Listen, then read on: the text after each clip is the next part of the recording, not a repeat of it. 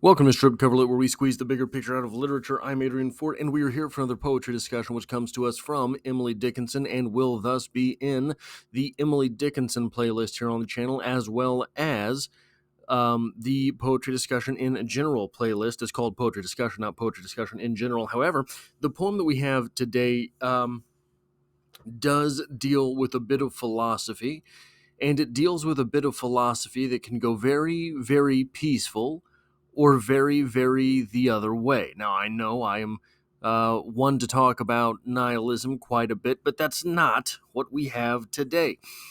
The poem in question, A Little Road Not Made of Man, reads as such. A little road not made of man, enabled of the eye, accessible to thill of bee or cart of butterfly. If town it have beyond itself, 'tis that I cannot say.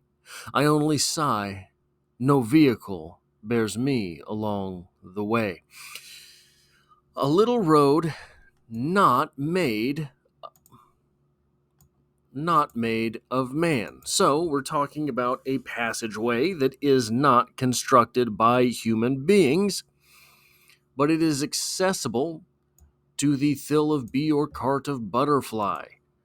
So, in my opinion, what Emily Dickinson is talking about is a roadway through the air, right? A current of air, a way where bees and butterflies fly that is not accessible to you or me, you or I. This is, in my opinion, something for a call to the return to nature. This is saying that they are not necessarily our ways, which are the premier ways. It is not necessarily the ways of humans, which are the best way to do things. There are ways that the butterflies and the bees of the world do things, and we simply cannot. In my opinion, this is a transcendentalist type of poem. What is transcendentalism? Well, I stole this directly from Wikipedia, so you can't blame me if the definition doesn't quite make sense. It does make sense, but it kind of doesn't, so you'll know what I mean. Transcendentalism is a philosophical, spiritual, and literary movement that was developed in the late 1820s and 1830s in the New England region of the United States. A core belief is in the inherent goodness of people and nature. And while society and its institutions have corrupted the purity of the individual, people are at their best when truly self-reliant and independent. Transcendentalists saw divine experience inherent in the everyday rather than believing in a distant heaven. Transcendentalists saw a physical and spiritual phenomena as part of the dynamic process rather than discrete entities. Transcendentalism is one of the first philosophical currents that emerged in the United States. It is therefore a key early point in the history of American philosophy, emphasizing subjective intuition over objective empiricism.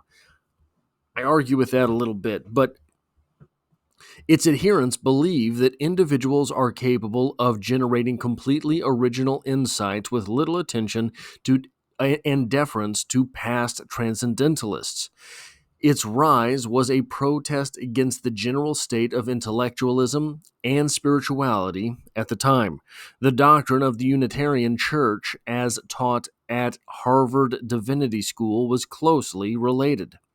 Transcendentalism emerged from English and German Romanticism, the biblical criticisms of Johann Gottfried Herder and Friedrich Schleiermacher. That's the first time I've seen that name. So, the skepticism of David Hume and transcendental philosophy of Immanuel Kant, German idealism. Perry Miller and Arthur Versluis regard Emanuel Swedenborg and Jacob Boehme as pervasive influences on transcendentalism. Transcendentalism, a return to nature and the goodness that comes thereof, the purity of nature, the purity of the world around us rather than the world as it is constructed. The idea of living in a home built by someone else is sort of maybe a perversion to the transcendentalists. The home is the quintessential bit of the self outside of the body. So, how could it be that that was created by someone else? So, here's a weird thing, though. A core belief is the inherent goodness of people and nature. I'm not sure we get this part, the goodness of people, in Emily Dickinson. Even if even if we concede that its institutions, the institutions of the world, have corrupted the purity of the individual, meaning that in transcendentalism, sort of bad people are not to blame for being bad. It's the institutions. I don't think we even get that far in Emily Dickinson. Now, when you start looking at a transcendentalist type of philosophy, a return to nature, the purity of nature, the wisdom of nature. And if you take away the part of it that believes people are inherently pure and good too, if you take away from that the part of it that says people are worth having and worth having around, well, you get Ted Kaczynski, don't you? You get the man who lives alone in the woods and has built his own log cabin and wants to rail against the institutions as they are and ends up sending special packages in the mail. Emily Dickinson didn't get that far, but Emily Dickinson did retreat into herself and become an individual in isolation. How close was Emily Dickinson to the Unabomber? We'll never know. But I think that there is a fine thread between those two ends of. So you have transcendentalism as a canopy, right? On the one end, you have people and nature inherently good. Perhaps on the other end, you have nature good, but people maybe not so much. I don't know that there would be a transcendentalist form of thought that concedes that people are good, nature is not. So the sort of through line between the two is that nature is good whether or not people are good. The Ted Kaczynski, possibly Emily Dickinson side of this says that people are maybe inherently different from the rest of nature. In Emily Dickinson, sometimes I think that it is that thread of thought that leads more to the religiosity that sometimes pops up in Emily Dickinson. Now, we've talked on this channel many times before about how, Emily Dickinson's strained relationship with religion may or may not have left room for her to be an atheist, may or may not have left room for her to be a hardcore Christian. There's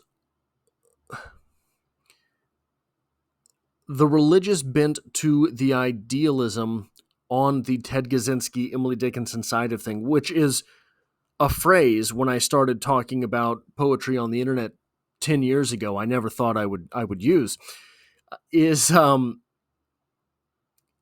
if people are inherently different than nature, perhaps it is the divinely inspired that separates them.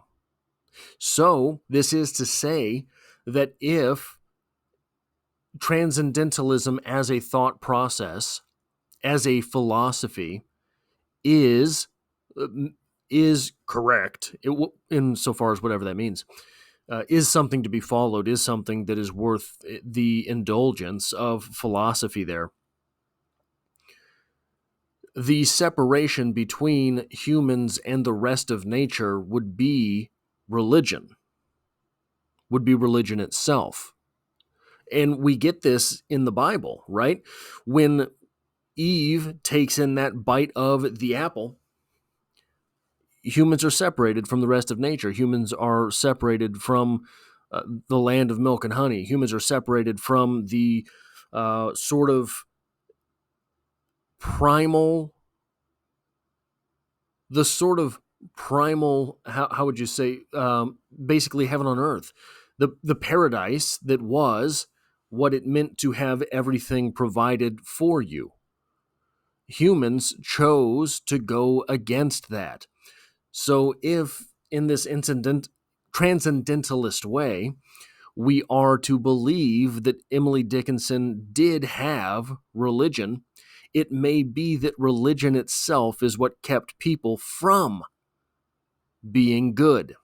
That is all I have for this poetry discussion. If you like or appreciate what it is that I do here, hitting the like button really does help me out, as it tells YouTube to share this video with other literature lovers. And if you find yourself here by chance but not design, hitting the subscribe button makes sure that YouTube keeps you around, because there's poetry on the channel every Monday. And as always, I hope to have you back for the next one.